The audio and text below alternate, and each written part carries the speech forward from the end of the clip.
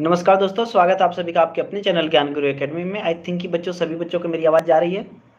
जहाँ तक उम्मीद करता हूँ सभी बच्चों को आवाज़ जा रही है बेटा। काफ़ी महत्वपूर्ण टॉपिक बच्चों अगले वीडियो में मैं लेके आ गया हूँ आप लोग के हिंदी का जो वीडियो है बच्चों, जिसमें हम सीखने वाले हैं गद्यांश।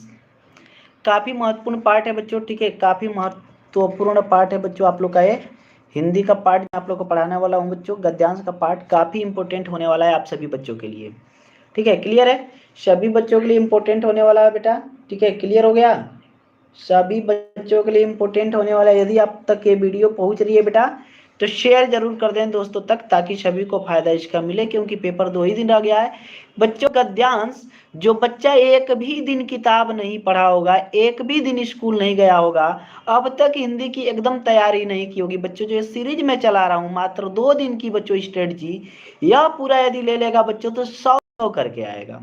ये मेरी पूरी गारंटी है बच्चों, क्योंकि जिस स्ट्रेटजी के तहत मैं पढ़ा रहा हूँ बच्चों, इस स्ट्रेटजी में अब तक आप लोग को सुबह से 2-3 वीडियो मिल चुकी है बच्चों, ठीक है।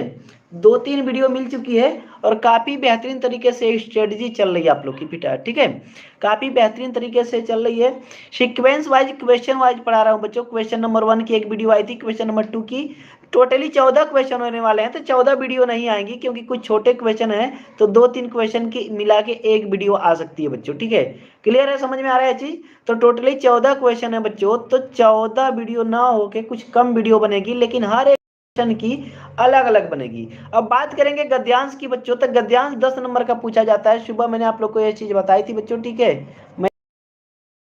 ये आप लोग का प्रश्न संख्या 3 रहेगा, आप लोग देखिएगा। यदि प्रश्न संख्या 3 आ जाएगा कि ये सर आ गया, ठीक है। ये है तीसरा प्रश्न, ध्यान से समझिए। थोड़ा सा मैं छोटा कर दूं बेटा, चलिए ये देखिए ध्यान से। क्वेश्चन संख्या 3 सभी लोग बच्चे ध्यान से पढ़ें। किस टाइप का क्वेश्चन आएगा? पाठ्यक्रम में निर्धारित गद्यांशों पर आधारित 5 प्रश्न, प्रत्येक 2 अंक का।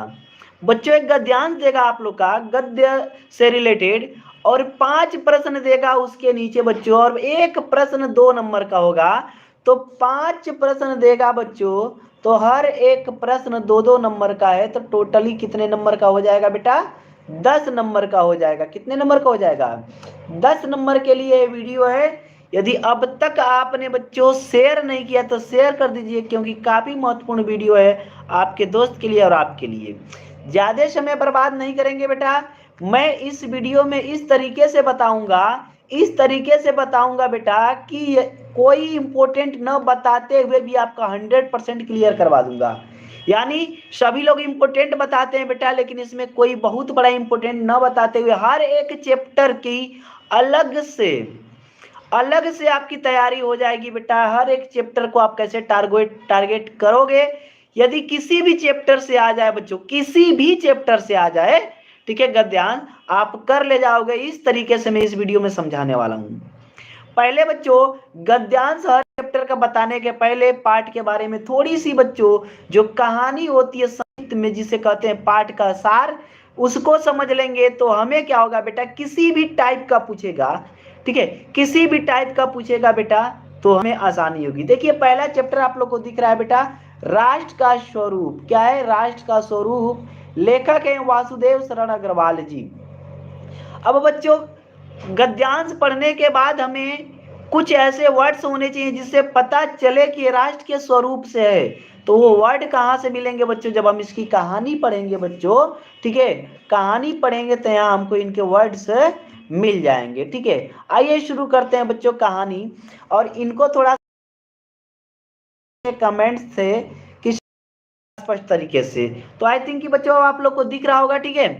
प्रस्तुत निबंध देखिए, ये जो आप लोग का है बच्चों, राष्ट्र का स्वरूप वासुदेव शरण अग्रवाल जी द्वारा लिखित है। यह बच्चों एक निबंध है। पहले तो समझ जाइए कि एक निबंध है। तो यह प्रस्तुत निबंध डॉक्टर वासुदेव शरण अग्रवाल के निबंध संग्रह पृथ्वी पुत्र से लिया गया है। इसमें लेखक ने राष्ट्र के स्वरूप को 3 तत्वों के सम्मिश्रण से निर्मित माना है। पृथ्वी, भूमि, ठीक है, पृथ्वी को क्या कहेंगे? भूमि बच्चों, जन यानी कि मनुष्य, और संस्कृति। ये राष्ट्र के 3 स्वरूप इन्होंने माना है वासुदेव शरण अग्रवाल जी ने, ठीक है बेटा। ज्यादा आप लोग का समय नहीं लूंगा, कुछ ही समय में 10 नंबर क्लियर हो जाएगा। लेखक का मानना है कि यह पृथ्वी भूमि वास्तव में हमारे लिए माँ है। जो लेखक हमारे वासुदेव शरण अग्रवाल हैं, उनका मानना है बच्चों कि जो हमारी ये पृथ्वी है बच्चों, हमारी भूमि है, वास्तव में हमारी माँ है, हमारे लिए माँ है, क्योंकि इसके द्वारा दिए गए अन्न जल से ही हमारा भरण पोषण होता है। जो इसके द्वारा हमें अन्न जल मिलता है बच्चों, इससे ही हमारा भरण पोषण होता है। क्लियर है बेटा? जस्ट 1 मिनट आप लोग रुक जाइएगा, ठीक है? 1 मिनट के लिए बस रुक जाना बेटा।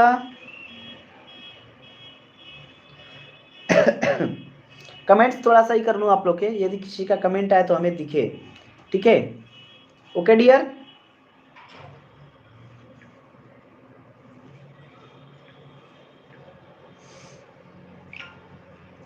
ठीक है डियर, ओके ओके, हो गया बेटा। कमेंट्स यदि आप लोग करेंगे तो अब दिखेगा स्पष्ट तौर पे हमें ना, ठीक है? चलिए, क्या कह रहे थे बच्चों? धरती माँ की कोख में क्या हुई है बच्चों? अमूल निधियां भरी हुई हैं। इसी देखो, पहले चीज यहाँ समझो, ठीक है? क्या हुआ है कि हमारा भरण पोषण अन्न जल जो हमें प्राप्त होता है धरती से बच्चों, उसी से होता है, इसी से हमारा जीवन अर्थात अस्तित्व बना हुआ है। जो हमारा जीवन है, हमारा अस्तित्व है, इसी से बना हुआ है। धरती माँ की कोख में जो अमूल्य निधियां भरी पड़ी हैं, उनसे हमारा आर्थिक विकास संभव हुआ है और आगे भी होगा। सही बात है बच्चों, धरती माँ की कोख में अमूल्य निधियां पड़ी हुई हैं बच्चों, उसी से हमारा जीवन संभव हुआ है और आगे भी होगा। पृथ्वी और आकाश के अंतराल में जो सामग्री भरी हुई है, पृथ्वी और आकाश के अंतराल में जो सामग्री भरी हुई है, पृथ्वी के चारों ओर फैले गंभीर सागर में बच्चों, किसकी बात कर रहा हूं बच्चों? सागर में जो जलचर एवं रत्नों की राशियां हैं, उन सब का हमारे जीवन पर गहरा प्रभाव पड़ा है। इन सब के प्रति आत्मीय चेतना रखने की आवश्यकता, इससे हमारी राष्ट्रीयता की भावना को विकसित होने में सहायता। ओके, अब राष्ट्र का सर्वाधिक अंग जो मनुष्य है बच्चों, उसकी बात कर रहे हैं, ठीक है? किसकी बात कर रहे हैं बच्चों? मनुष्य की बात कर रहे हैं। क्लियर है?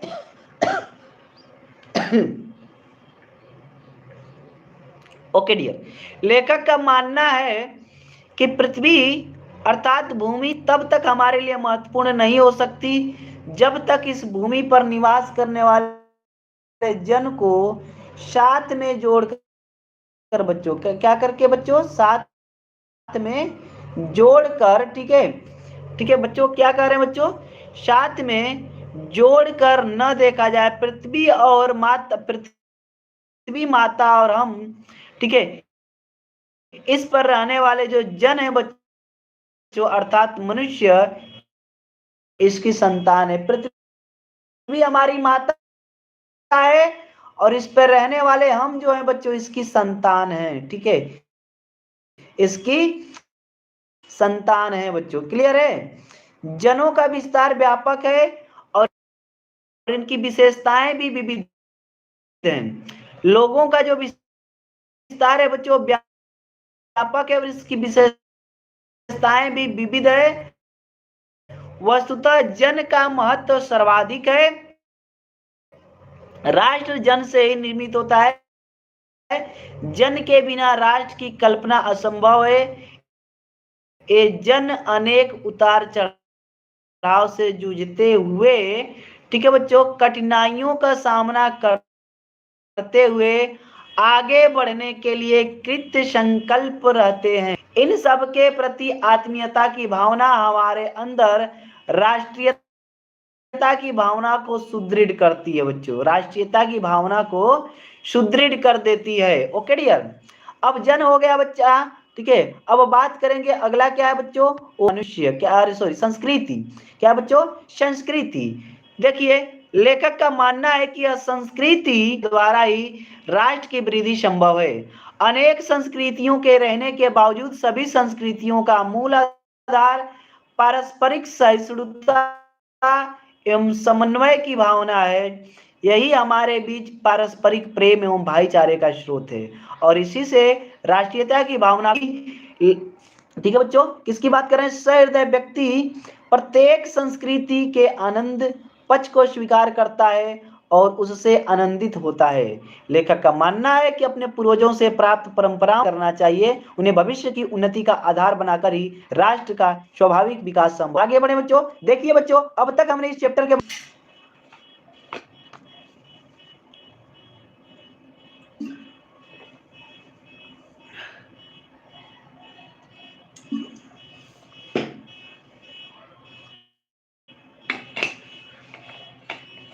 चलो बेटा देखिए, बहुत महत्वपूर्ण टॉपिक आ गया हम लोग का।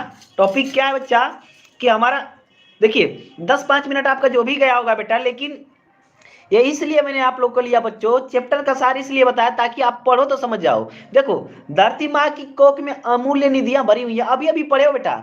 इसको पढ़ने से ये तो पता चल गया कि बच्चों ये किस चैप्टर का है, राष्ट्र के स्वरूप का है। इसीलिए मैंने पढ़ाया था, इसीलिए पढ़ाया था। तो कुछ बच्चों को लग रहा होगा कि सर लास्ट में इंपोर्टेंट बताइए। बेटा इंपोर्टेंट ही है, क्या है बच्चों, इंपोर्टेंट ही है। ठीक है, क्लियर है आप लोग का, इंपोर्टेंट है बच्चों।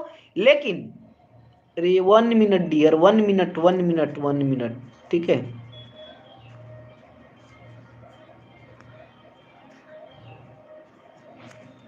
चलो ठीक है ठीक है, कैमरे में थोड़ी सी प्रॉब्लम आ रही है बेटा, ठीक है, तो हम वैसे ही समझ लेते हैं देखिए क्या बता रहा था बच्चों, इंपोर्टेंट ही था ना।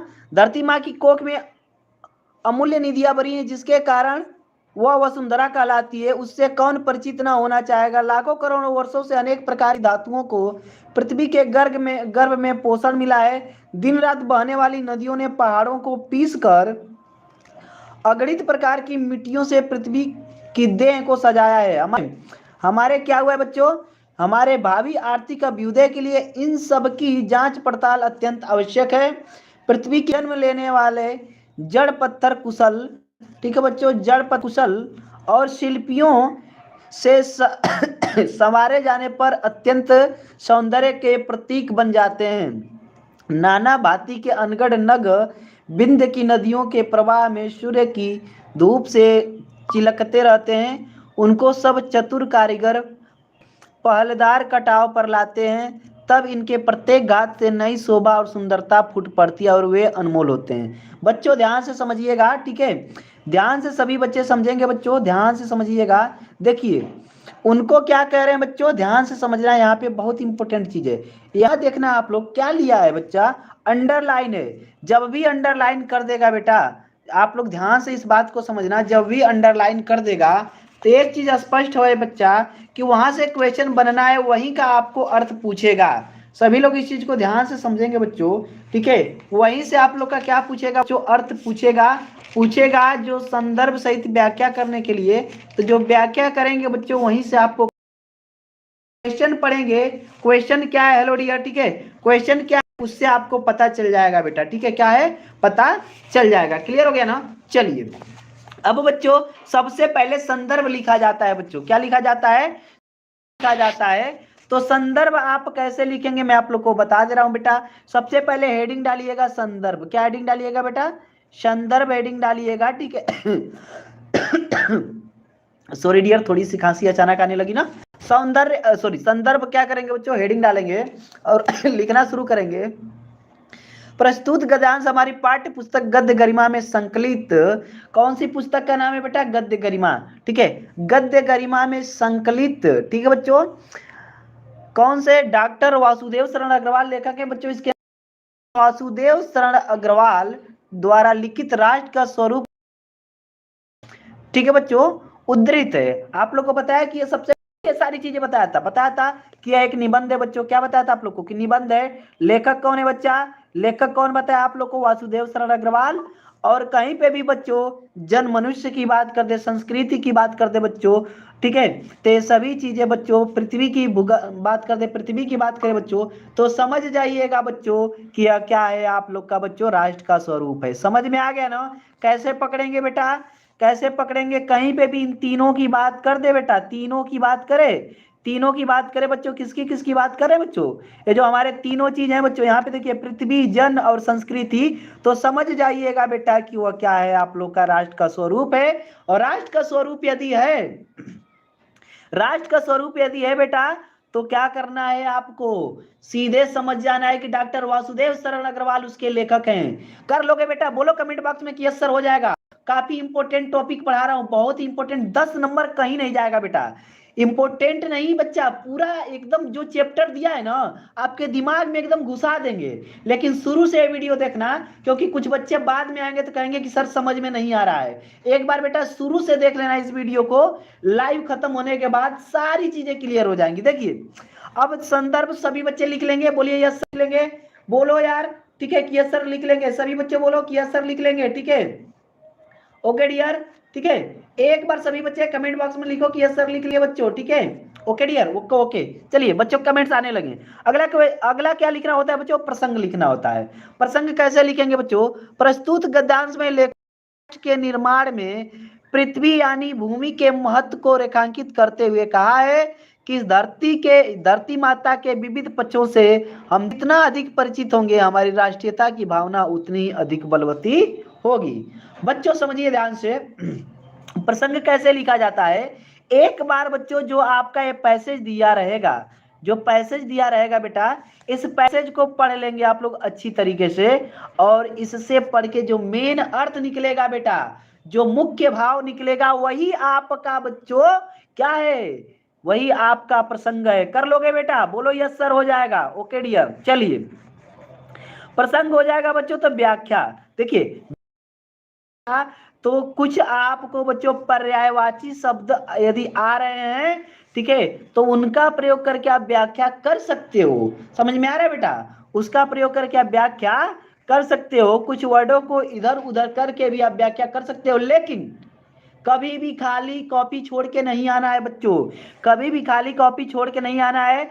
सबसे पहले आप संदर्भ लिखेंगे बच्चों, संदर्भ लिखना आप लोग को बता दिया। फिर प्रसंग लिखेंगे बच्चों, प्रसंग भी लिख लेंगे। अब मैं आपको बताने जा रहा हूं व्याख्या। व्याख्या कैसे लिखना है बच्चों, पूरा पैसेज को ध्यान से पढ़िएगा, पूरा पैसेज को आप ध्यान से पढ़ेंगे बच्चों, केयरफुली पढ़ेंगे, केयरफुली पढ़ेंगे बच्चों, ध्यान पूर्वक पढ़ेंगे। जब ध्यान पूर्वक पढ़ लेंगे बच्चों, तो वर्डों को इधर उधर अपने करके एक मुख्य भाव में लिखना होता है, जैसा कि मैं यहाँ आप लोग को दिखा देता हूँ। लिखा गया है बेटा, देखिए देखिए ध्यान से, ये आप लोग का बच्चों व्याख्या यहाँ शुरू हो रहा है। देखिए लिखा है, लेखक धरती माता अर्थात पृथ्वी के गर्भ में भरी पड़ी अमूल्य निधियों की चर्चा करते हुए कहता है, अमूल्य निधियां, जो खजाना होता है बेटा, जो धरती में हमारी बच्चों रत्न भरे हुए हैं, खजाने, सभी बच्चों उनकी बात कर रहे हैं, अमूल्य निधियां, कि इन निधियों के कारण ही पृथ्वी को वसुंधरा कहा जाता है। ठीक है बच्चों, क्या कहा जाता है, वसुंधरा कहा जाता है बच्चों, क्या कहा जाता है, वसुंधरा। वेरी गुड बेटा, वेरी गुड। इन अमूल्य निधियों के बारे में सभी को पर्याप्त जानकारी होनी चाहिए। अनेक धातुएं इस धरती माता की कोख में लाखों करोड़ों वर्षों से मौजूद है। इन धातुओं को, अमूल्य निधियों को में पोषण प्राप्त होता है। निरंतर बहने वाली नदियां, ठीक है बच्चों, पहाड़ों की चट्टानों को तोड़कर उन्हें अत्यंत महीन कणों में परिवर्तित कर मिट्टी से पृथ्वी की अर्थात यह धरती फलती फूलती तथा उपजाऊ है। सही बात है बच्चों, यह धरती फलती फूलती तथा उपजाऊ है। इनके बारे में खोजबीन करना, ठीक है बच्चों, इनकी समस्त जानकारी प्राप्त करना अर्थात उन्नति के लिए आवश्यक है। अब बच्चों जो आप लोग का ये दिया गया था बच्चों, क्या दिया गया था, ये आप लोग का है बच्चों अंडरलाइन, कभी कभी इसी का व्याख्या पूछ देता है बच्चों, इसी से क्वेश्चन बन जाता है। तो यहाँ पे आप देखे होंगे बेटा कि ये जो आप लोग का बच्चों थोड़ा सा बोल्ड अक्षरों में लिखा गया है, यहाँ से लेके यहाँ तक बच्चों, ये आप लोग का क्या है, उसी का अर्थ है। समझ में आ रहा है बेटा, ठीक है, ठीक है, बिल्कुल बेटा अपनी तरफ से बिल्कुल अर्थ लिख देंगे, क्यों नहीं लिख देंगे, ठीक है, क्यों नहीं लिख देंगे बताते हैं बच्चा। देखिए, इन पत्थरों को नदियों में उपस्थित पेड़ व तरल पदार्थों द्वारा प्राकृतिक, जो प्राकृतिक बच्चों, प्रकृति से जो प्राप्त होते हैं उन्हें हम प्राकृतिक कहते हैं। प्राकृतिक रूप से तरासे जाने पर, तरासे जाने का मतलब आप क्या समझते हो बेटा, ठीक है, उन्हें प्रकृति से क्या किया जाता है बच्चों, तरासा जाता है। जैसे क्या किया जाता है बच्चों, जब हम खदान से हीरा निकालते हैं बच्चों, तो उन्हें तराश कर शुद्ध हीरा बनाया जाता है। कोयला जब होता है बेटा तो उन्हें शुद्ध, ठीक है, तो तराशे जाने पर इनकी सुंदरता देखते ही बनती है। जब इनको तराश दिया जाता है बच्चों, अर्थात उससे अशुद्धियां दूर कर दी जाती है। तराशे जाने का मतलब उनसे उनकी अशुद्धियों को दूर कर देना, तो उनकी ये बेटा, ठीक है। क्या होता है, सुंदरता बढ़ जाती है। पहाड़ों से टूटे हुए छोटे पत्थर नदियों के प्रवाह के साथ बहते हुए, जो पहाड़ों से टूट जाते हैं छोटे छोटे पत्थर, ठीक है बच्चों, क्या टूट जाते हैं, छोटे छोटे पत्थर नदियों के प्रवाह के साथ बहते हुए किनारे पर लग जाते हैं। बच्चों, नदियों का जो प्रवाह है उनके साथ बहकर वो कहीं किनारे पर आकर लग जाते हैं, जो सूर्य की धूप से चमकते रहते हैं। ठीक है बेटा, समझ में आ रहा है अब? ठीक है, अब अपने तरफ से अर्थ बताना शुरू कर दिया बेटा, वर्डों को तोड़ने मरोड़ने लगा। आप समझ में आ रहा है? ठीक है, ये क्या करते हैं बच्चों, धूप से चमकने लगते हैं, चमकते रहते हैं। ये पत्थर किसी कुशल कारीगर द्वारा सृजित किए गए स्वरूप एवं आकार के दिखाई देते हैं। कुशल कारीगर जो होता है बेटा, वो पत्थर को तराश कर बच्चों उसे महंगा बना देता है, तब मार्केट बिकता है इतना महंगा सजावटी पत्थर। ओके डियर, चलिए साहित्यिक परिचय बच्चों यदि पूछेगा तो आराम से लिख लेंगे, कोई दिक्कत की बात नहीं रहेगी। पढ़ने के बाद इतना तो समझ जाइए बच्चों कि आपको लिखना ये कि भाषा किस प्रकार की है। भाषा जरूर ये लिखिएगा कि शुद्ध परिमार्जित, यहाँ पे आप लोग क्या यूज कर सकते हैं, भाषा शुद्ध, क्या लिख सकते हैं बेटा, ठीक है, शुद्ध शुद्ध परिष्कृत एवं परिमार्जित शुद्ध खड़ी बोली है, ठीक है, जिनमें तत्सम शब्दों का बहुलता से बच्चों आसानी से आप इन्हें लिख लेंगे। क्लियर है बच्चों? जितना भी आप लोग का यदि राष्ट्र के स्वरूप से बनेगा बेटा, राष्ट्र के स्वरूप से यदि आपका कोई पैसेज बन रहा है बेटा, तो आप यही लिखेंगे, काफी इंपोर्टेंट है, काफी इंपोर्टेंट है, आप लोग का राष्ट्र का स्वरूप समझ जाइएगा। ठीक है शैली बच्चों, शैली समझेंगे, इनकी शैली गंभीर विवेचनात्मक ढंग की है। विवेचनात्मक का मतलब समझते हो बच्चा, बिल्कुल उसकी विवेचना करना, एक प्रकार का बच्चों गहन मंथन करना। ठीक है, क्या करना बच्चों, गहन मंथन करना, शैली इस प्रकार की इनकी थी। ठीक है बच्चों, ठीक है बेटा सब आएंगे, सब आएंगे, इसमें सभी चैप्टर को कवर किया हूं, सभी चैप्टर को, सिर्फ एक चैप्टर नहीं पढ़ाऊंगा, सभी चैप्टर को कवर किया हूं, पूरे किताब के इंपोर्टेंट चैप्टर्स जो बच्चा सबको कवर किया हूं, इसीलिए तो कह रहा हूं कि एक नंबर भी नहीं कटने दूंगा। ठीक है बेटा, एक नंबर भी नहीं कटने दूंगा, इतना आप लोग मान जाइए। ठीक है, ठीक है, एक नंबर भी नहीं कटने दूंगा। अभी आगे आगे देखो मैं कितने चैप्टर्स, कितने इंपोर्टेंट इंपोर्टेंट टॉपिक लेके आया हूं, सबके जैसे नहीं पढ़ाता हूं बेटा। ठीक है, कि इंपोर्टेंट इंपोर्टेंट बता दिया, पहले आपने कि यदि एग्जाम टाइम आपका 2 दिन एग्जाम है, फिर भी मैंने इस बारे में सार बताने की कोशिश की बच्चों, यानी कि अर्थ बताने की कोशिश की, तब जाके आपको पैसेज पे लेके आया हूं बेटा। ठीक है, तो मेरा अपना पढ़ाने का तरीका है कि बच्चों को सिर्फ इंपोर्टेंट न बता के इस तरीके से तैयार किया जाए कि ताकि बच्चा बोर्ड एग्जाम में जाए तो जो हम इंपोर्टेंट बताएं यदि वो ना आए तो बच्चा छोड़ के ना आए क्वेश्चन को। ठीक है, को छोड़ के ना आए बेटा। क्लियर हो गया, समझ गए बेटा? चलिए यहाँ पे शब्द शक्ति की बात करेंगे बच्चों, ये अभिधा है, यानी कि बच्चों इनका जो शब्द है बच्चों, उनकी शक्ति क्या है बच्चों, एक बहुत ही महत्वपूर्ण, अभिधा का मतलब बच्चों एक बहुत ही ज्यादा बच्चों जो शब्दों की पावर होती है, जब उनको बढ़ा चढ़ाकर एक अच्छे रूप में ला दिया जाए तो ये कहा जाता है। तो इनको शब्दों की पावर थी बच्चों। विचार सौष्ठव की बात करेंगे, इन्होंने धरती के विभिन्न रहस्यों की खोज करके ही हम अपने राष्ट्र की समृद्धशाली बना सकते हैं। इन्होंने बताया है कि धरती में जितने भी रहस्य हैं बच्चों, जितने भी रहस्य हैं, यदि तो हम अपने राष्ट्र को समृद्धशाली बना सकते हैं। क्लियर है? सभी बच्चों को समझ में आ रहा है बेटा? तो कमेंट बॉक्स में कमेंट जरूर करके बताएंगे बच्चों। ठीक है, यदि समझ में आ रहा है तो कमेंट बॉक्स में कमेंट करके जरूर बताएंगे। ओके डियर, नेक्स्ट को अब देखिए बेटा, यहां से आ गए। ठीक है, यहां से कह रहा है उपयुक्त गद्यांश को पढ़कर निम्नलिखित प्रश्नों के उत्तर दीजिए। अमूल्य निधियां कहां भरी है? एकदम आसानी से उत्तर आने चाहिए सभी बच्चों।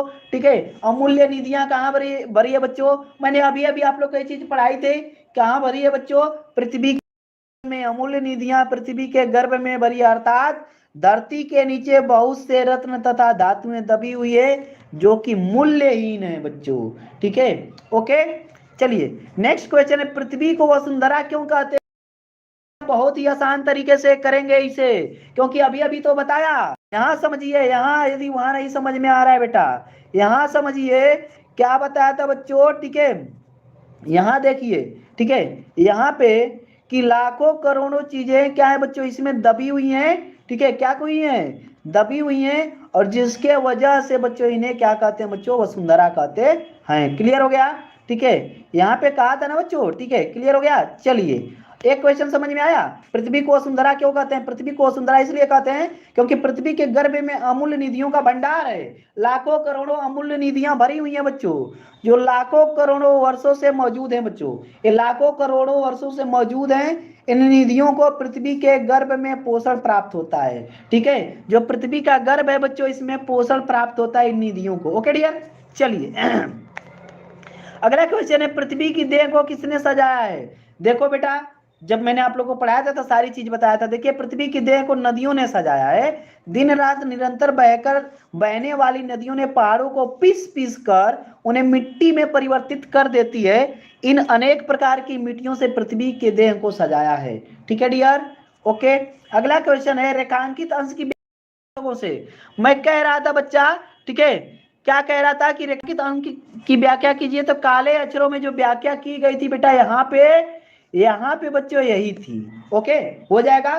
बोलो यस सर। ठीक है, कोई बात नहीं बेटा, कम लोग जुड़े ज्यादा लोग जुड़े उससे क्या लेना देना है, जितने लोग जुड़े उतना सही पढ़े। ठीक है, उससे बहुत ज्यादा नहीं लेना देना है। मैं ये भी नहीं कहूंगा कि आप बहुत ज्यादा लोग को जोड़े। जिनको आवश्यकता है, जिनका बोर्ड एग्जाम 24 तारीख को है और बच्चा कुछ भी नहीं पढ़ा है, यदि आपको लगता है कि वो आपका फ्रेंड, आप उनकी सहायता करना चाहते हैं तो जोड़ दीजिए, लेकिन जबरदस्ती किसी को नहीं जोड़ना है। 4 लोग जुड़ो, 3 लोग जुड़ो, 6 लोग जुड़ो, उससे मतलब नहीं है बेटा। मतलब ये है कि जितने भी लोग जुड़े उनका फायदा हो। ठीक है, यदि हम इतना मेहनत से पढ़ा, 6 लोग भी जुड़े बेटा, सबका फायदा हो। ओके डियर, चलिए अगला क्वेश्चन बच्चों, अगला क्वेश्चन बच्चों, ठीक है, अगला क्वेश्चन देखेंगे। पाठ का शीर्षक और लेखक का नाम बताइए। अब बताइए बेटा कि पाठ का शीर्षक क्या आप नहीं लिख सकते हैं? पढ़ने के बाद ही तुरंत समझ में आ जाता है बेटा कि पाठ का शीर्षक राष्ट्र का स्वरूप, और लेखक कौन है बच्चों राष्ट्र के स्वरूप के? आपके वासुदेव शरण अग्रवाल जी। कौन है बच्चों? वासुदेव शरण अग्रवाल जी। क्लियर बेटा, सभी बच्चों को समझ में आया? चलिए बच्चों, ठीक है, ओके। अब अशोक का फूल जो बच्चे कह रहे थे, देखो बेटा आ गया अशोक का फूल। ठीक है, अशोक का फूल आ गया ना, यानी कि हर एक चैप्टर। ठीक है सर, प्लीज शिक्षा शास्त्र एंड सोशियोलॉजी का टाइम बता दीजिए, प्लीज प्लीज प्लीज सर। आप बेटा शिक्षा शास्त्र सोशियोलॉजी इसके बाद पढ़ा दे रहा हूँ बेटा, बात पढ़ा दे रहा हूँ बेटा, परेशान ना होइए, वीडियो खत्म होने दीजिए, पढ़ा दूंगा। लेकिन लाइव क्लास में आप लोग हिंदी के बने रहिए, क्योंकि 24 तारीख को देखो बेटा, 24 तारीख को हिंदी का पेपर है और उसमें तो थोड़ा सा समय मिल जा रहा है, लेकिन 24 मार्च को इसका पेपर है। मैं सोच रहा हूँ बेटा कि इस तैयार करा दूं, 100 नंबर का कम से कम तैयार करा दूं आप लोग को, क्योंकि उधर मेरी तबीयत ठीक नहीं थी तो हिंदी नहीं पढ़ा पाया था बच्चों, इसलिए सोच रहा हूं 100 नंबर का बच्चों मैं आप लोग का क्वेश्चन कम से कम करा दूं, ताकि बोर्ड एग्जाम में बैठो तो 100 में 100 आपको आता रहे। ठीक है, हिंदी आप जबरदस्त तरीके से करके आए बेटा। ठीक है, हर एक, ठीक है, ठीक है, ओके डियर। एजुकेशन बिल्कुल बेटा पढ़ाया जाता है, परेशान मत होइए। ठीक है, एजुकेशन आप लोग का अभी इसके बाद चलेगा। ठीक है, क्लियर है यार बच्चों? हम चले इस टॉपिक पे, इस टॉपिक पे चलो। अशोक बेटा, ठीक है, पढ़ा रहे बेटा, पढ़ा रहे, कहे ना पढ़ाएंगे, इस वीडियो के बाद जरूर पढ़ाएंगे। अगला चैप्टर है बच्चों अशोक का फूल। ये भी काफी इंपॉर्टेंट है, यहाँ से भी बहुत सारे क्वेश्चन बनते हैं। ठीक है बेटा, बहुत सारे क्वेश्चन बनते हैं बच्चों। प्रसाद द्विवेदी इसके लेखक हैं। कैसे आप पकड़ेंगे, कैसे आप समझेंगे कि सर ये पैसेज अशोक के फूल का है? ठीक है, कैसे आप समझेंगे? तो इसके लिए मैंने आप लोग को एक स्ट्रेटजी बताई है बच्चों, मात्र 2 से 4 मिनट लग रहा है बच्चों। हम लोग पाठ का सार पढ़ ले रहे हैं बेटा। ठीक है, पाठ का क्या पढ़ ले रहे हैं बच्चों? सार पढ़ ले रहे हैं। सार का मतलब समझ रहे हैं बच्चों, पाठ का पूरा, ठीक है, संक्षिप्त में बच्चों कहानी समझ ले रहे हैं। ठीक है बच्चों, ठीक है। प्लीज सोशियोलॉजी शिक्षा शास्त्र के टाइम बता दीजिए कितने टाइम पर आएंगे क्लास। बेटा इस वीडियो जैसे ही खत्म होगी उसके 5 मिनट बाद मैं तुरंत क्लास ले लूंगा। ठीक है, ये वीडियो जैसे ही खत्म होगी उसके 5 मिनट बाद मैं तुरंत क्लास ले लूंगा। ठीक है, okay dear, very good dear, very good. चलिए, तो कैसे पकड़ेंगे अशोक के फूल को बच्चा, हम इसका भी सार पढ़ेंगे बच्चों। 4 ही चैप्टर इंपोर्टेंट है जो कि आपके सिलेबस में इस साल है बच्चों। आवाज जा रही है? एक बार कमेंट बॉक्स में कमेंट करके बताओ बेटा जल्दी से। Okay, okay dear, okay okay okay okay, चलिए ठीक है, ओके डियर। देखते हैं अशोक के फूल, जिसके लेखक है बच्चों आपके कौन? हजारी प्रसाद द्विवेदी जी, आचार्य हजारी प्रसाद द्विवेदी। बहुत ही प्यारे तरीके से समझिएगा बच्चों, बहुत ही जबरदस्त चैप्टर है। और यहां से यदि पैसेज बन जाएगा तो बच्चों पहले इनके कहानियों को समझ लेते हैं, जो पाठ का सार होगा बेटा, ताकि आसान हो जाए। ठीक है, आइए इसका देखिए पाठ के सार का मतलब सिर्फ आपको समझने के लिए मैं बता रहा हूं बेटा, ये मत समझ लीजिएगा कि सर यहाँ से क्वेश्चन बनेगा। ठीक है, ठीक है, यहाँ पाठ के सार का मतलब ये हुआ कि मैं इसको यदि आपको पढ़ा दे रहा हूं तो आप टैग कर जाओगे। क्या कर जाओगे बेटा? टैग कर जाओगे, पकड़ लोगे कि सर ये कहां से क्वेश्चन है, किस चैप्टर का है, इसके लेखक कौन है। देखिए अशोक के फूल नामक निबंध, ये भी एक निबंध है बेटा, ये चीज समझ में आई। ठीक है, ये भी एक निबंध है। आचार्य हजारी प्रसाद द्विवेदी के सामाजिक एवं ठीक है सांस्कृतिक चिंतन की परिणति है। भारतीय परंपरा में अशोक के फूल दो प्रकार के होते हैं, श्वेत एवं लाल पुष्प। बच्चों समझ जाइएगा, जो भारतीय परंपरा है इसमें अशोक के फूल दो प्रकार के होते हैं, श्वेत और लाल पुष्प। श्वेत पुष्प तांत्रिक क्रियाओं की सिद्धि के लिए उपयोगी है। ध्यान से समझिएगा, जो तांत्रिक क्रियाएं हैं बच्चों उनकी सिद्धि के लिए उपयोगी क्या है बच्चों आप लोग का? ठीक है, वह है श्वेत पुष्प। जबकि लाल पुष्प समृद्धि वर्धक माना जाता है। स्मृति वर्धक, सॉरी बच्चों, स्मृति को बढ़ाने के लिए क्या माना जाएगा? लाल पुष्प बेटा।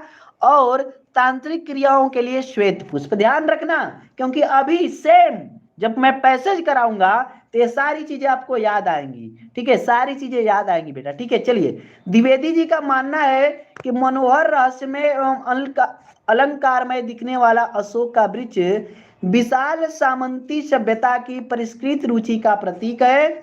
यही कारण है कि सामंती व्यवस्था के ढह जाने के, ठीक है बच्चों, जब सामंती व्यवस्था ढह जाती है बच्चों, तो ढह जाने के साथ साथ अशोक के वृक्ष की महिमा और गरिमा दोनों नष्ट होने लगती है। ठीक है बच्चों, दोनों नष्ट होने लगी।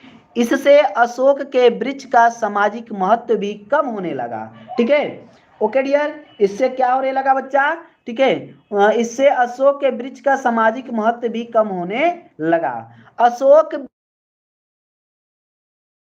वृक्ष की पूजा, देखिए प्राचीन साहित्य के आधार पर यह स्पष्ट होता है कि अशोक के वृक्ष में कंदर्प देवताओं का वास है। बच्चों कंदर्प देवता का नाम है, कंदर्प देवता का नाम है, याद रखिएगा आप लोग। ठीक है, वास्तव में पूजा अशोक की नहीं बल्कि उसके अधिष्ठाता कंदर्प देवता की होती है। आपने सुना होगा बेटा कि अशोक के पेड़ की पूजा की जाती है। क्यों की जाती है? क्योंकि उसमें बेटा कंदर्प देवता का निवास होता है। तो वास्तव में पूजा अशोक के वृक्ष की नहीं, उस कंदर्प देवता की होती है। ठीक है, ओके डियर, क्या होती है बच्चों? कंदर्प देवता की होती है। ओके, इसे ही मदनोत्सव कहते हैं। क्या कहते हैं बच्चों? मदनोत्सव कहते हैं। लेखक का मानना है कि अशोक के स्तवकों में वह मादकता आज भी है। भारतवर्ष का सुवर्ण युग इस पुष्प के प्रत्येक दल में लहरा रहा है। ठीक है, ओके डियर, चलिए, ओके डियर, चलिए बच्चों आगे देखें। अब यहाँ पे बच्चों आपने ये चीज देखी। ठीक है, थोड़ा सा मैं जूम आउट करता हूँ बेटा, और यहाँ देखेंगे मनुष्य की दुर्दम विषा को। ठीक है, अब बच्चों देखिए यहाँ पे लेखक का मानना है कि दुनिया की सारी चीजें मिलावट से पूर्ण है। सही बात है बेटा, दुनिया की सारी चीजें मिलावट से पूर्ण है। कोई भी वस्तु अपने विशुद्ध रूप में उपलब्ध नहीं है, कोई भी वस्तु अपने विशुद्ध रूप में उपलब्ध नहीं है। इसके बावजूद केवल एक ही चीज विशुद्ध है, और वह है मनुष्य की दुर्दम जिजीविषा। जो मनुष्य है बच्चों, उसकी जो दुर्दम जिजीविषा है बच्चों, यही एक विशुद्ध है। जो इंसान की बच्चों अपनी सोच होती है, ठीक है, ये बहुत ही गजब की होती है। आपको पता है कि हर एक इंसान की सोच अलग अलग होती है, और हर एक इंसान की सोच को न आप समझ सकते हैं ना हम समझ सकते हैं। समझ में आ रही है बात बेटा? समझ में आ रही है? चलिए, वह गंगा की अबाधित अनाहत धारा के समान सब कुछ को हजम करने के बाद भी पवित्र है। बेटा जो गंगा की अबाधित का मतलब समझ रहे हो बेटा? जिसमें कोई बाधा न आए। अबाधित अनाहत धारा, जो एक धारा बह रही है बच्चों, के समान सब कुछ हजम करने के बाद भी पवित्र है। यानी कि गंगा हर चीज को बच्चों सह सकती है।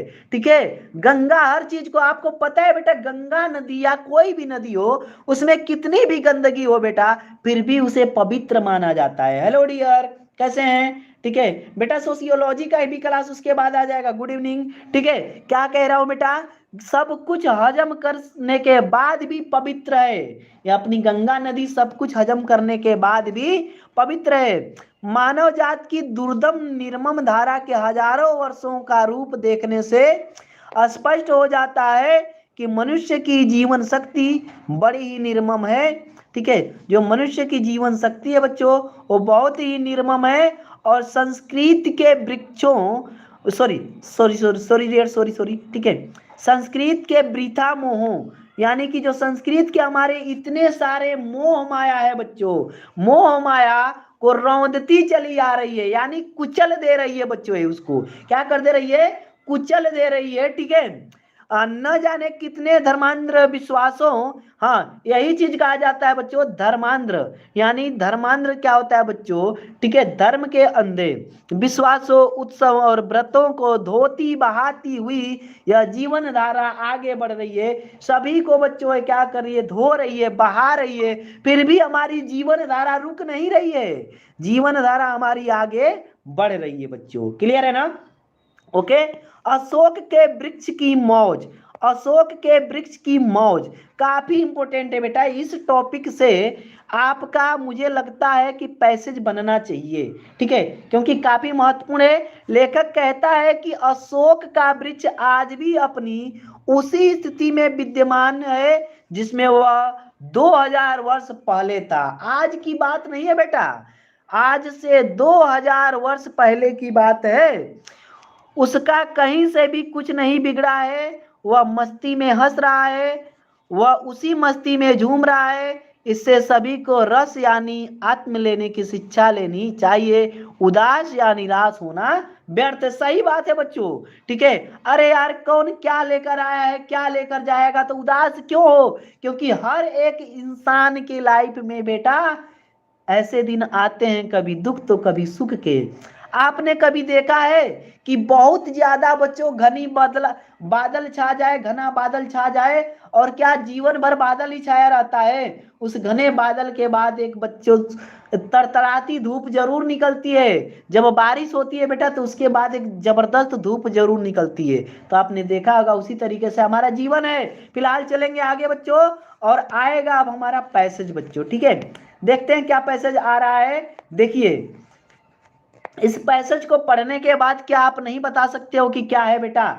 जो भी बच्चे ध्यान से हमारे साथ अभी सार पढ़े हैं बच्चों, वो बता सकते हैं। मुझे मानव जाति की दुर्दम निर्मम धारा के हजारों वर्ष का रूप साफ दिखाई दे रहा है। मनुष्य की जीवनी शक्ति बड़ी निर्मम है। देखो बेटा आ रहा है क्या, वह सभ्यता और संस्कृति के वृथा मोह आ गया बेटा, संस्कृति के वृथा मोह को रोदती चली आ रही है। यही तो अभी पढ़े थे ना। इसको पढ़ते ही हमें समझ जाना चाहिए कि बस सर ये हमारा अशोक के फूल से है। यही टैगिंग वर्ड है मेरी समझ में बच्चा, मेरी भाषा में, मेरे बताने के तरीके से यही टैगिंग वर्ड है। जो चीज पढ़े हैं बच्चों, यदि उससे मिलता जुलता शब्द आ गया, बस सर यह अशोक के फूल का है, बस सर यह राष्ट्र के स्वरूप का है। जिस भी चैप्टर से मिलता जुलता आ जाए, और जैसे ही चैप्टर का नाम है, लेखक का नाम याद हो जाना चाहिए, राष्ट्र का स्वरूप है तो तुरंत याद होना चाहिए सर वासुदेव शरण अग्रवाल। यदि बच्चा आपका अशोक का फूल है तो याद आना चाहिए हजारी प्रसाद द्विवेदी। क्लियर है बेटा? चलिए, न जाने कितने धर्माचारों, विश्वासों, उत्सवों और व्रतों को धोती बहाती यह जीवन धारा आगे बढ़ी है। संघर्षों से मनुष्य ने नई शक्ति पाई है।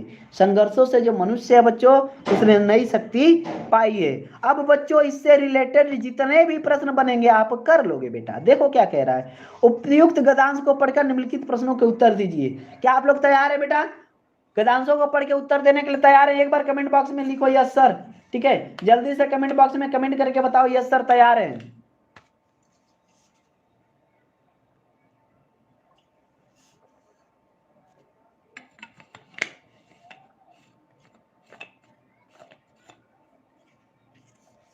सर कम समझ में आ रहा है, ठीक है बेटा।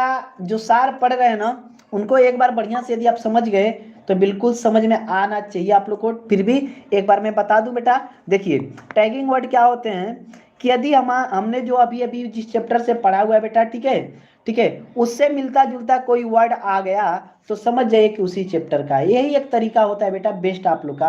वैसे तो बेस्ट तरीका पूरा किताब पढ़ना होता है, लेकिन उतना समय हमारे पास है नहीं, ठीक है। फिलहाल जो हमें ट्रिक अपना रहे हैं बेटा, ये 100% आप लोग की सही ट्रिक होगी। ओके डियर, चलिए चलिए बेटा क्वेश्चंस को करते हैं। क्वेश्चन क्या है, लेखक को क्या स्पष्ट दिखाई दे रहा है बेटा, ध्यान से समझो। लेखक को क्या स्पष्ट दिखाई दे रहा है, तो बच्चों लेखक को मनुष्य जाति की दुर्दम निर्मम, यानी बच्चों जो मनुष्य जाति का बच्चों एक ऐसा बच्चों क्या हो गया है, ठीक है, विकार, ठीक है, क्या हो गया है बच्चों, विकार। दुर्दम निर्मम का मतलब होता है बच्चों मनुष्य जाति के विकास करते जाने के मार्ग को लेखक स्पष्ट रूप से देख रहा है। समझ में आ रहा है ना, मनुष्य को क्या कर रहे हैं बच्चों, मनुष्य जाति की दुर्दम निर्मम धारा के हजारों वर्षों का रूप स्पष्ट रूप से दिखाई दे रहा है, अर्थात मनुष्य जाति के विकास करते जाने के मार्ग को लेखक स्पष्ट रूप से देखता है। समझ में आ गया बेटा, लेखक क्या करता है, इस चीज को स्पष्ट रूप से देखता है। ओके डियर, समझ में आया चीज,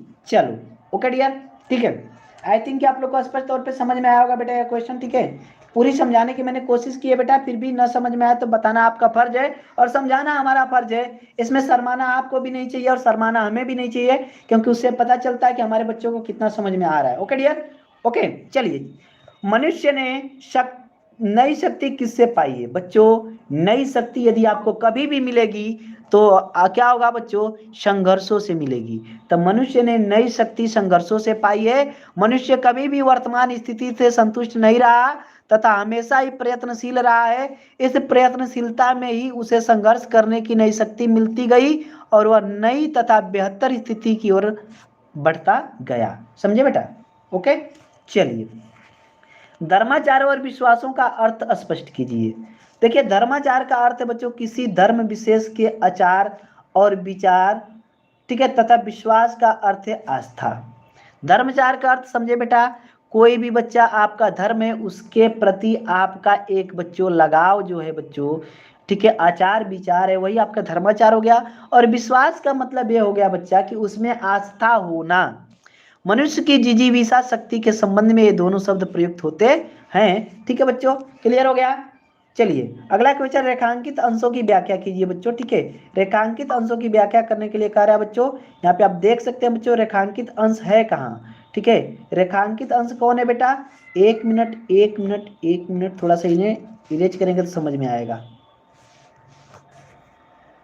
ये है बच्चों, ये है मनुष्य की जीवन शक्ति बड़ी निर्मम है, ठीक है, यही रेखांकित अंश है बच्चा ना। इसी का आपको व्याख्या करना है तो बता दोगे कि आप जो मनुष्य का जीवन है बच्चों एक बहुत ही बड़ा उतार चढ़ाव भरा जीवन है, ठीक है, यह बहुत ही बड़ा निर्मम है बच्चों। जैसा कि अभी अभी यहाँ पे आपने देखा था, यहाँ पे देखा था, देखिए लेखक ने क्या कहा, दुर्दम निर्मम धारा हजारों वर्षों रूप में स्पष्ट दिखाई दे रहा है।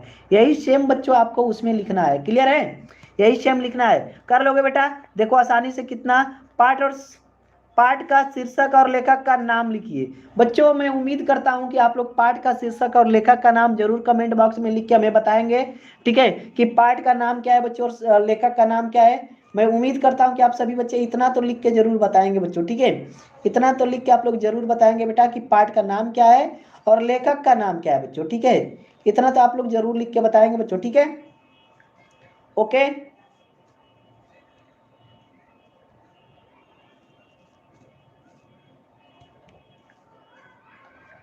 ठीक है बेटा, ओके ओके ओके ओके, बिल्कुल बिल्कुल लिखते चलिए, बच्चों ने लिखना शुरू भी कर दिया। चलिए बिल्कुल सही है बच्चों। पाठ का नाम है बच्चों आपका अशोक के फूल और लेखक का नाम है हजारी प्रसाद द्विवेदी। बहुत ही बढ़िया बेटा, बहुत ही बढ़िया। जिन लोग को भी समझ में आ रहा है लिखते चले बेटा। और अगला चैप्टर काफी इंपॉर्टेंट, यहाँ से तो डिफिनेटली आप लोग को बच्चा एक पैसेज देखने को मिलेगा, भाषा और आधुनिकता। भाषा और आधुनिकता यहाँ से आपको डिफिनेटली एक पैसेज देखने को मिलेगा, ठीक है, ठीक है बच्चों। क्या होगा बच्चों, डिफिनेटली एक पैसेज देखने को मिलेगा बेटा, ठीक है, ओके, समझ में आ रहा है बेटा, ठीक है। क्या होगा बच्चों, आप लोग को एक पैसेज जरूर देखने को मिलेगा, ओके डियर। चलिए पहले समझिए भाषा और आधुनिकता के लेखक कौन है, प्रोफेसर जी सुंदर रेड्डी जी हैं बच्चों, ठीक है, बहुत ही प्यारे से व्यक्ति थे, ठीक है, प्रोफेसर जी सुंदर रेड्डी जी। क्लियर है बेटा? चलिए पूरा आप लोग सार पे ध्यान देंगे, क्योंकि आप लोगों ने देखा होगा कि यदि आपको सार समझ में नहीं आ रहा है बेटा, यानी कि इस चैप्टर का अर्थ समझ में नहीं आ रहा है, ठीक है, जो संक्षिप्त में दिया है, तो फिर आप लोग को चैप्टर को हल करने में प्रॉब्लम हो रही है बेटा, ठीक है। तो यहाँ पे देखिए, प्रस्तुत निबंध में लेखक प्रोफेसर जी सुंदर रेड्डी ने वैज्ञानिक दृष्टि से भाषा और आधुनिकता पर विचार किया है। सही बात है बच्चों, यहाँ पे प्रोफेसर जी सुंदर रेड्डी जी है बच्चों, इन्होंने क्या किया बच्चों, वैज्ञानिक दृष्टि से भाषा और आधुनिकता पर विचार किया है, ठीक है। यहाँ देखेंगे भाषा परिवर्तनशील है, लेखक कहता है कि भाषा में हमेशा परिवर्तन होता रहता है, भाषा परिवर्तनशील होती है। परिवर्तनशील होने का अभिप्राय यह है कि भाषा में नए भाव, नए शब्द, नए मुहावरे एवं लोकोक्तियां, नई शैलियां निरंतर होती रहती हैं। ओके डियर, बहुत ही बढ़िया बेटा, बहुत ही बढ़िया। दीपू, आदर्श, चौधरी जी, बाकी सभी बच्चों ने बहुत ही बढ़िया कमेंट करके बताया, बहुत ही बढ़िया बेटा। चलिए आगे देखें, यह परिवर्तनशीलता ही भाषा में नवीनता का संचार करती है, और जहां नवीनता है वहीं सुंदरता है। भाषा समृद्ध तभी होती है जब उनमें नवीनता तथा आधुनिकता का पर्याप्त समावेश हो, ठीक है। कुपमंडुकता भाषा के लिए विनाशकारी है। कुपमंडुकता के बारे में थोड़ा बताएं बेटा आप लोग को, तो समझ जाइएगा। कुपमंडुक का मतलब ये होता है बच्चा कि कूप का मतलब होता है बच्चा की मेंढक, ठीक है। जो मेंढक है बच्चों, यदि वो कुएं का मेंढक, सीधा सीधा मतलब ये है कि जितने में वह रहता है ना, जैसे बच्चों यहाँ पे आपका एक कुआं है, इसमें मेंढक यदि है तो यही इसको पूरा संसार नजर आएगा, ठीक है बच्चा। आगे देखें, यह भाषा के लिए विनाशकारी है। भाषा जिस दिन स्थिर हो गई उसी दिन उसमें क्षय आरंभ हो जाता है। क्षय मतलब समझते हो बेटा, कमी, यानी कि उसमें ह्रास शुरू हो जाएगा, वह नए विचारों एवं भावनाओं को वहन करने में असमर्थ होने लगती है और अंततः नष्ट हो जाती है बच्चों। भाषा अंत में ऐसी स्थिति आएगी बच्चों कि वह नष्ट हो जाएगी। क्लियर है? संस्कृति का अभिन्न अंग बच्चों, संस्कृति का अभिन्न अंग समझेंगे। लेखक का मानना है कि भाषा संस्कृत का अभिन्न अंग है, और ये आप और हम भी जानते हैं कि भाषा हमारी संस्कृत का एक बहुत ही महत्वपूर्ण अंग है बच्चों। संस्कृति का संबंध परंपरा से होने पर भी वह गतिशील और परिवर्तनशील होती है। वह गतिशील होती है बच्चों और परिवर्तनशील होती है। ओके डियर, भाषा में परिवर्तन कैसे संभव है ये समझना बहुत जरूरी है। लेखक का मानना है बच्चों, जो हमारे लेखक हजारी प्रसाद द्विवेदी जी हैं बच्चों, उनका मानना है कि भाषा को युगानुकूल बनाने के लिए, युगानुकूल का मतलब समझ लो बेटा, ये वर्ड्स आप लोग के बहुत अच्छे अच्छे प्रयोग किए गए हैं। युगानुकूल का मतलब होता है युग के अनुकूल, जिस टाइप का युग चल रहा है बच्चों उस युग के अनुकूल जो हमारी भाषा है वो बन जाए, ठीक है। जैसे बच्चों आपने देखा होगा कि अलग अलग युगों में अलग अलग तरह की भाषाओं पे जोर दिया गया था बच्चों, जैसे छायावादी युग में अलग, तो बच्चों ठीक है, उसी तरीके से भारतेंदु युग में अलग, तो अलग अलग युगानुकूल किसी व्यक्ति विशेष या समूह का प्रयत्न होना चाहिए। हालांकि भाषा की गति स्वाभाविक होने के कारण वह किसी प्रयत्न विशेष की अपेक्षा नहीं रखती, लेकिन प्रयत्न विशेष के कारण परिवर्तन की गति तीव्र अवश्य हो जाती है। ठीक है बच्चों, तीव्र अवश्य हो जाती है। भाषा का नवीनीकरण सिर्फ कुछ पंडितों या आचार्यों की दिमागी कसरत ही बनी रहे तो भाषा गतिशील नहीं हो पाती। इसका सीधा संबंध जनता से एवं जनता द्वारा किए जाने वाले प्रयोग से है। ठीक है बच्चों, भाषा का प्रयोग जनता ही करेगी बच्चों, ठीक है, तो जनता से ही होना चाहिए। ठीक है, जो भाषा जितनी अधिक जनता द्वारा स्वीकार एवं परिवर्तित की जाती है वह उतने ही अधिक जीवंत और चिरस्थायी होती है। साथ ही साथ भाषा में आधुनिकता एवं युग के प्रति अनुकूलता भी तभी आ जाती है।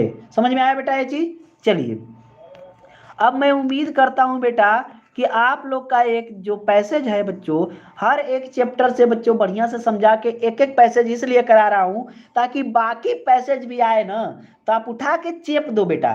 ठीक है, चेप दो, इसलिए चेप दो बेटा क्योंकि आप इस पैसेज को पढ़ के ये तो समझ जाओगे कि लेखक कौन है और चैप्टर का नाम क्या है। जब इतना समझ जाओगे बेटा तो अर्थ और यहां से आप इसके उत्तर यहां से निकाल लोगे इस पैसेज से बेटा, तो पूरा 10 नंबर कंप्लीट हो रहा है ना।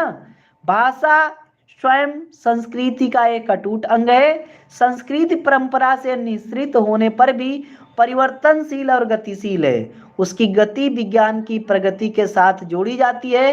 वैज्ञानिक आविष्कारों के प्रभाव के कारण उद्भूत नई सांस्कृतिक हलचलों को शाब्दिक रूप देने के लिए भाषा के परंपरागत प्रयोग पर्याप्त नहीं है। इसके लिए नए प्रयोगों की नई भाव योजनाओं को व्यक्त करने के लिए नए शब्दों की खोज की महती आवश्यक है। बच्चों संदर्भ आप लिख लेंगे प्रस्तुत पद्यांश, ठीक है, बताया था पहले आप लोग को, सॉरी गद्यांश ने हमारी पाठ्य पुस्तक गद्य गरिमा में संकलित, ठीक है, डॉक्टर हजारी प्रसाद द्विवेदी द्वारा रचित बच्चों, ठीक है, कि इन्होंने किसका लिखा है बच्चों, ठीक है, क्या चैप्टर का नाम है बच्चों, आप वो डाल देंगे बस हो जाएगा। कर लोगे ना, बोलो यस सर कर लेंगे, बोलो कि सर संदर्भ लिख लेंगे बच्चों, जल्दी से बोलो संदर्भ लिख, बताना नहीं ना पड़ेगा बच्चों, ठीक है, जल्दी से एक बार लिख के बताओ, ठीक है, संदर्भ लिख लोगे जल्दी से कमेंट बॉक्स में करके बताओ, बोलो बेटा जल्दी से। ओके डियर, ओके, बच्चों ने बोला yes sir, okay dear, okay. चलिए प्रसंग बच्चों समझेंगे, प्रसंग के बारे में बताया था, एक बार पढ़ेंगे और जो भी उसका मेन अर्थ निकलेगा उसको एक दो लाइन में बच्चों कर लेंगे। यदि बेटा आपको फिर भी प्रसंग न आए तो मैं एक चीज आप लोग को बताऊं, एक आसान तरीका बताऊं कैसे करोगे, ठीक है, ये लिखना हर एक में प्रस्तुत पदांश में लेखक ने इतना कर लेना बेटा।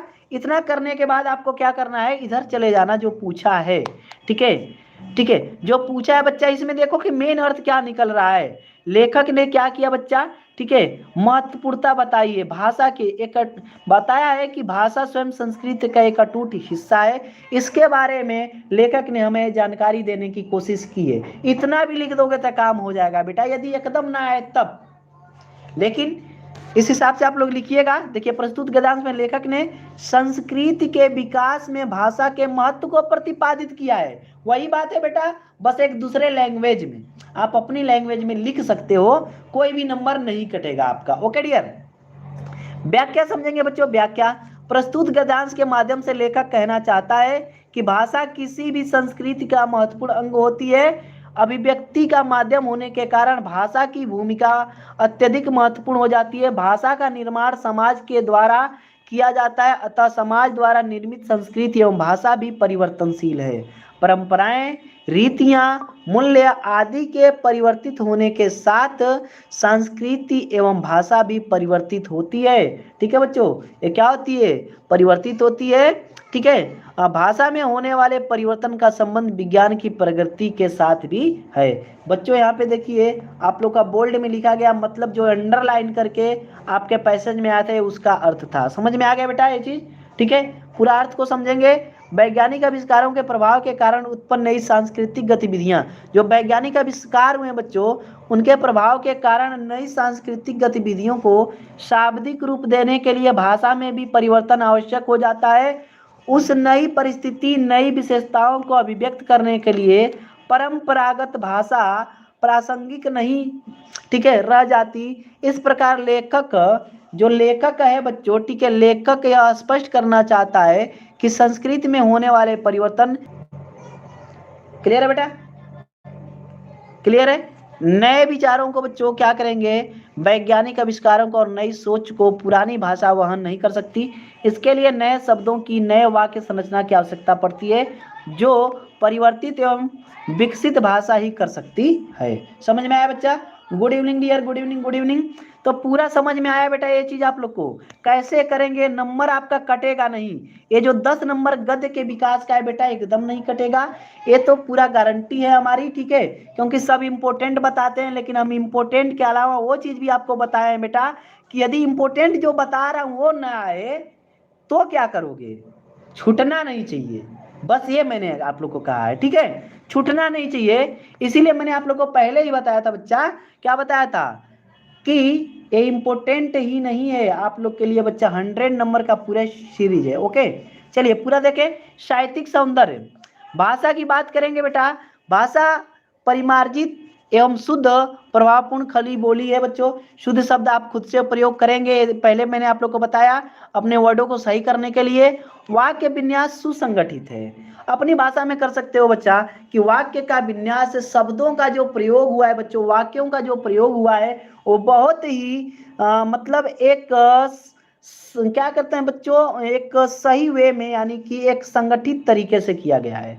शैली की बात करें बच्चों, विवेचनात्मक और विचारात्मक। देखिए मैं बता रहा हूं, ये जो चारों चैप्टर है बच्चा जो आपके गद्य के, सभी में आप ये वर्ड यूज करेंगे, विवेचनात्मक, विचारात्मक।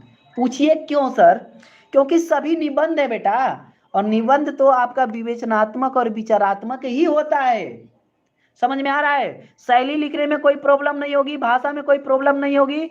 शब्द शक्ति बच्चा क्या होगी आपकी? बिल्कुल लक्षणा, यानी कि एकदम विशिष्ट होगी। और जो आपका विचार सौष्ठव है बच्चों, लेखक ने भाषा में भी नवीनीकरण को औचित्यपूर्ण ढंग से आवश्यक सिद्ध कर दिया है। ठीक है, क्लियर है बेटा? ये चीज समझ में आई? चलिए आगे चलेंगे बच्चों, आगे चलेंगे। उपयुक्त गद्यांश को पढ़कर निम्नलिखित प्रश्नों को क्या करना है बच्चों? निम्नलिखित प्रश्नों के उत्तर दीजिए।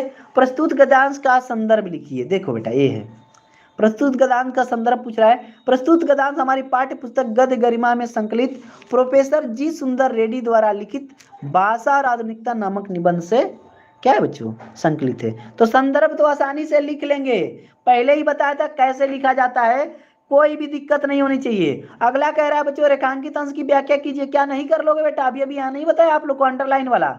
ठीक है, यदि कोई दिक्कत होगा तो आप यहाँ चले आओगे सीधे सीधे अपने पैसेज पे, और पैसेज पे आने के बाद आपको क्या करना है बेटा? पैसेज को ध्यान से पढ़ना है और सिर्फ इसी का आपको व्याख्या करना है, इसी का आपको व्याख्या करना है, बस।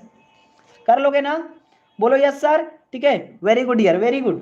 ठीक है, चलिए बेटा आगे चले। ये भी हो जाएगा आप लोग का बच्चा। परिवर्तनशील क्यों है? क्योंकि बच्चों देखिए समझिएगा ध्यान से, शब्द पढ़ता है इसलिए भाषा में परिवर्तन आवश्यक होता है, जरूरी है बच्चों। भाषा का प्रभाव, ठीक है, भाषा का प्रवाह, भाषा का प्रवाह यदि रहेगा बच्चों तभी भाषा का प्रभाव बना रहेगा। भाषा का जो प्रभाव है वो बना रहेगा, भाषा के प्रभाव के लिए भाषा का प्रवाह जरूरी है। ओके डियर, चलिए देखिए एक और क्वेश्चन पूछा है यहाँ से, भाषा में नई वाक्य संरचना की आवश्यकता क्यों पड़ती है? विज्ञान की प्रगति के कारण नए आविष्कारों का जन्म होता है बच्चों। ठीक है, क्या होता है? नए आविष्कारों का जन्म होता है, जिस कारण प्रत्येक देश की संस्कृति प्रभावित होती है, और इन प्रभावों से संस्कृति में आए परिवर्तनों को अभिव्यक्त करने के लिए नई शब्दावली, नई वाक्य संरचना की आवश्यकता पड़ती है। ठीक है बच्चों, अगला प्रश्न है बच्चों आप लोग का पांचवा। ठीक है, पांचवा क्या है? प्रस्तुत गद्यांश में लेखक ने किस बात पर बल दिया है? तो बच्चों यहाँ पे आप बताएंगे कि किस बात पे बल दिया है बच्चों? बल दिया है कि आवश्यकता के अनुसार परिवर्तन करने पर ही बल दिया है। यदि आवश्यकता पड़े तो हमारे भाषा में परिवर्तन होना जरूरी है बच्चों, क्योंकि कोई भी विदेशज शब्द यदि किसी भाव को संप्रेषित करने में सक्षम है तो उसमें अनावश्यक परिवर्तन नहीं करना चाहिए। क्लियर है बच्चों? अनावश्यक परिवर्तन। ठीक है, हाँ बच्चों बस आखिरी चल रहा है, आप लोग का आखिरी चल रहा है, क्योंकि इस पैसेज के बाद एक ही पैसेज आप लोग का रह जाएगा जो कि आखिरी चैप्टर का है बच्चों, उसके बाद खत्म हो जाएगा। ठीक है, मुझे पता है कि आप लोग को लंबा ये क्लास लग रहा है, लेकिन बच्चों काफी इंपॉर्टेंट ये चीज थी, बताना बहुत जरूरी था आप लोग को। ठीक है, चलिए बेटा क्वेश्चन ऐसे भी पूछ सकता है कि संस्कृति की विशेषताओं का उल्लेख कीजिए।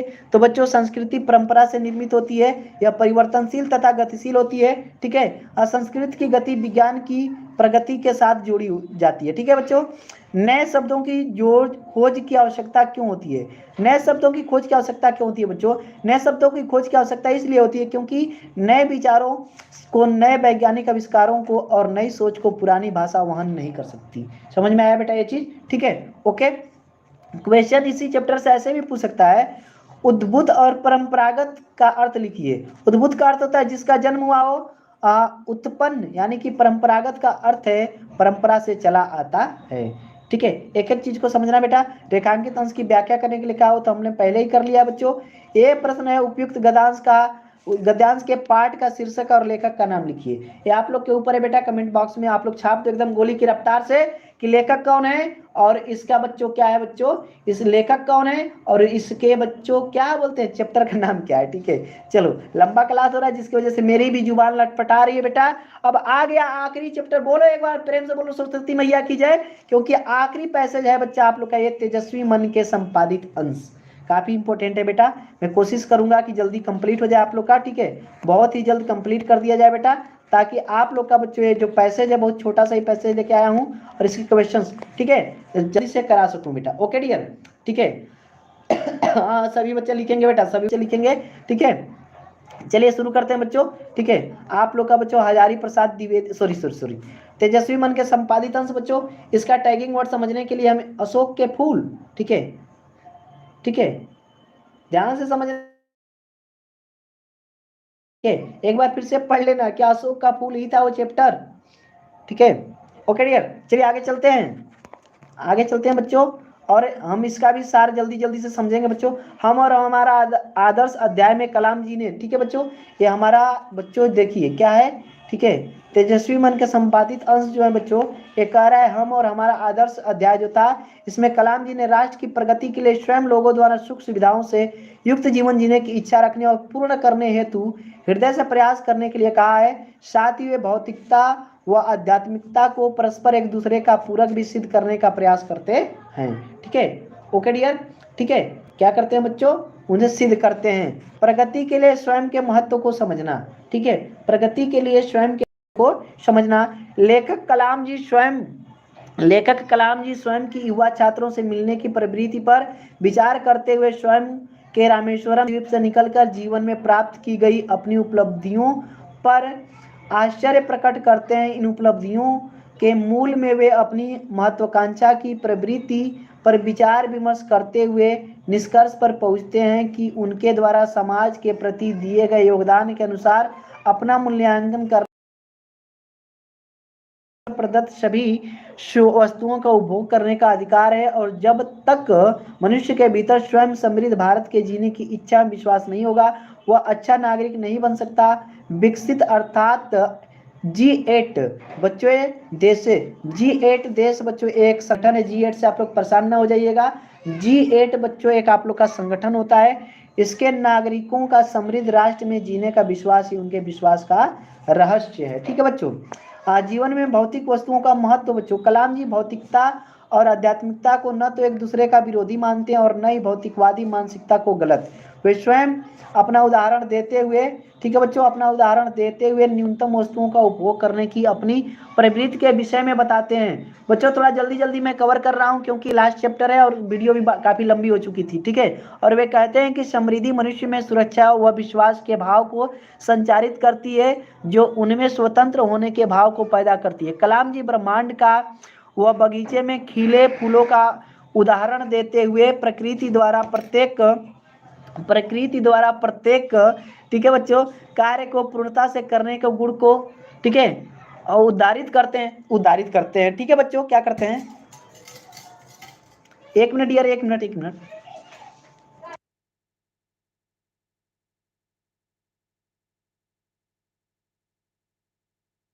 Okay dear, sorry dear, sorry just कुछ समय के लिए रुकने के लिए सॉरी। ठीक है, चलिए अब आ गया हूँ।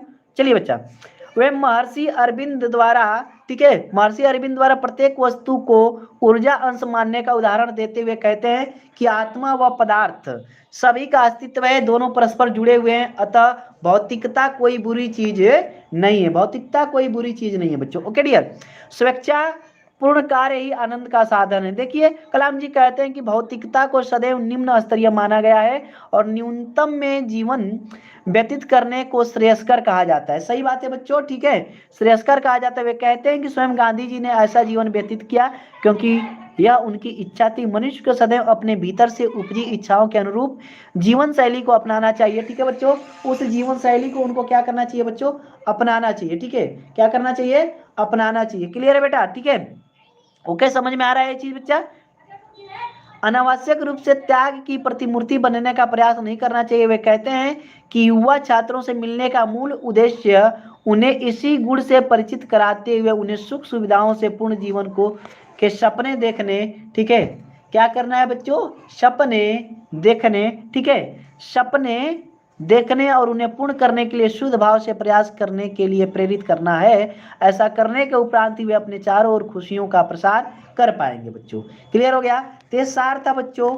इसमें मैं आप लोग को एक चीज बताऊंगा, ठीक है, कि एक पैसेज है और जो इम्पोर्टेंट पैसेज है बच्चों, शायद भगवान करे ऐसा कि इसी टाइप के आप लोग को पैसेज बोर्ड एग्जाम में देखने को मिले, ताकि आप 100% बच्चों कर सकें। ओके, मैं खास तौर से युवा छात्रों से ही क्यों मिलता हूँ। देखिए इन्होंने कहा है कि मैं खास तौर पे, बच्चों पैसेज पे आ गए हैं, परेशान न होइएगा आप लोग। मुझे पता है कि वीडियो काफी लंबी हो गई है तो आप लोग परेशान हो रहे हैं, तो परेशान न होइए, बस धैर्य के साथ बने रहिए। सोचो बेटा, मैं भी इतनी गर्मी में, ठीक है, यहाँ मेरे यहाँ लाइट अभी चली गई है कुछ समय के लिए, ठीक है, पता नहीं कब आएगी। इतनी गर्मी में पसीने से भीग गया हूँ, फिर भी आप लोग के एग्जाम को देखते हुए बच्चों काफी मेहनत कर रहा हूँ, ठीक है। तो आप लोग को भी थोड़ी सी मेहनत करनी चाहिए, हमारा साथ देना चाहिए। आगे देखें, मैं खास तौर से युवा छात्रों से ही क्यों मिलता हूँ। इस सवाल का जवाब तलाशते हुए मैं अपने छात्र जीवन के दिनों के बारे में सोचने लगा। रामेश्वरम के द्वीप से बाहर निकलकर यह कितनी लंबी यात्रा, क्लियर है, कह रहे हैं कि आखिर वह क्या था जिसके कारण यह संभव हो सका। महत्वाकांक्षा। कई बातें मेरे दिमाग में आती हैं। मेरा ख्याल है कि सबसे महत्वपूर्ण बात यह रही कि मैंने अपने योगदान के मुताबिक ही अपना मूल्य आंका, ठीक है बच्चों। और मूल्य आंका, बुनियादी बात जो आपको समझनी चाहिए वह यह है कि आप जीवन की अच्छी चीजों को पाने का हक रखते हैं, उनका जो ईश्वर की दी हुई है। जब तक हमारे विद्यार्थियों और युवाओं को यह भरोसा नहीं होगा कि वे विकसित भारत के नागरिक बनने के योग्य हैं, तब वे जिम्मेदार और ज्ञानवान नागरिक भी कैसे बन पाएंगे।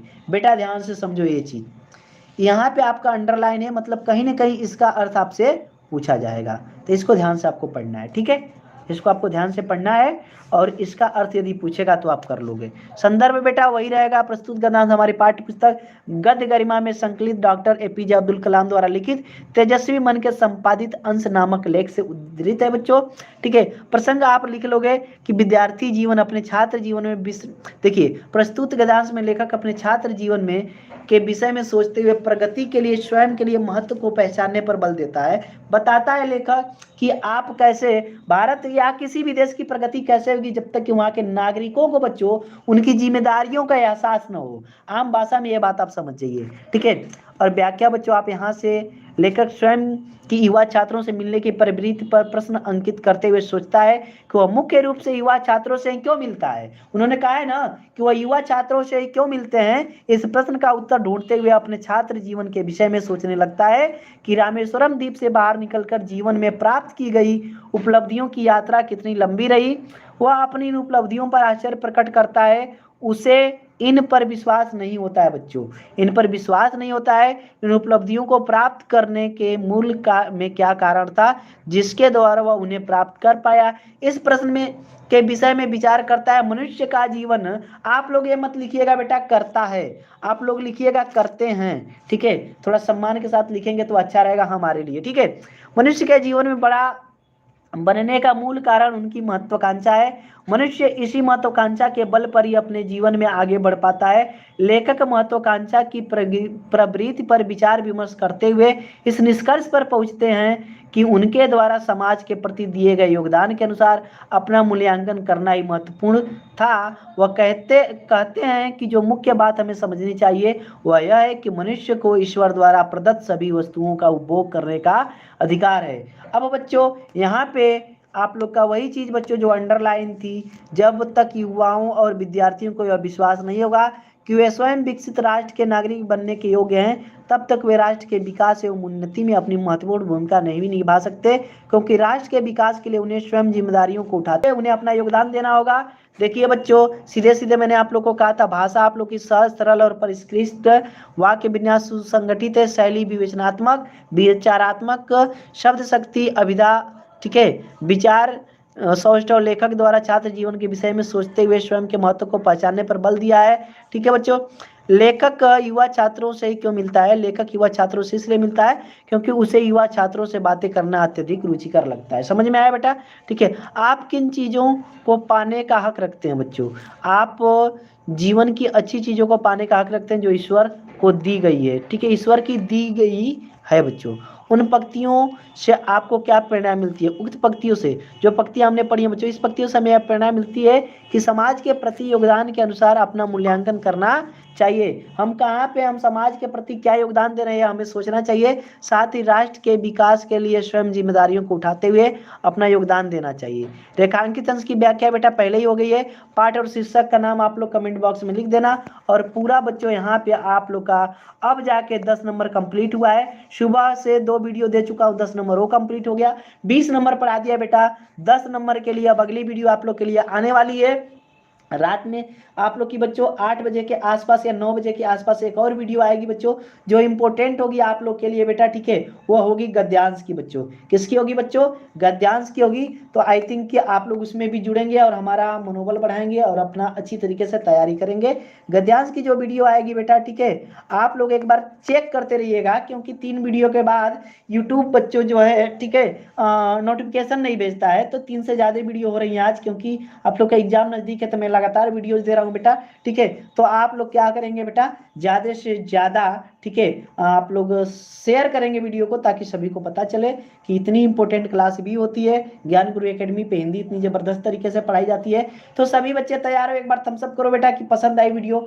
एक बार बेटा थम्सअप करके बताओ हमें कि यस सर वीडियो पसंद आई हो। यदि अब तक आपने लाइक नहीं किया है ना, तो लाइक कर दो बेटा, ठीक है, लाइक कर दो। 100 नंबर से एक भी नंबर कम नहीं पढ़ा के भेजूंगा बोर्ड एग्जाम में।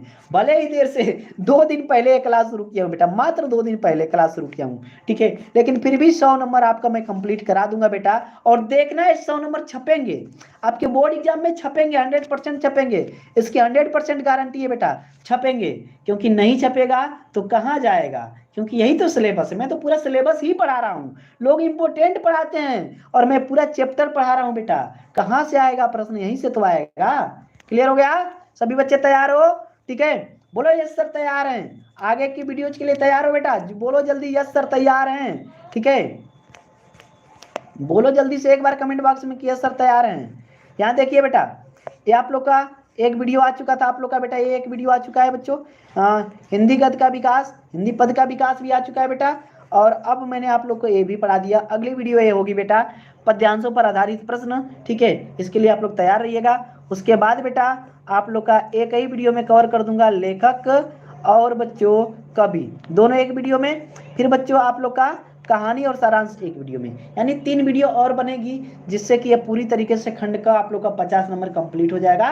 तो फिर बेटा कल का दिन खंड ख के नाम, तैयार हो? कल हम खंड ख शुरू करेंगे बेटा और इम्पोर्टेंट तरीके से कवर करेंगे, ताकि मजा आ जाए बस, ठीक है। सभी बच्चों को कोई दिक्कत नहीं है बेटा? बोलो एक बार यस सर, मजा आया? एक बार बोलो यस सर, मजा आ गया, ठीक है, ठीक है, जल्दी बच्चों। Okay dear,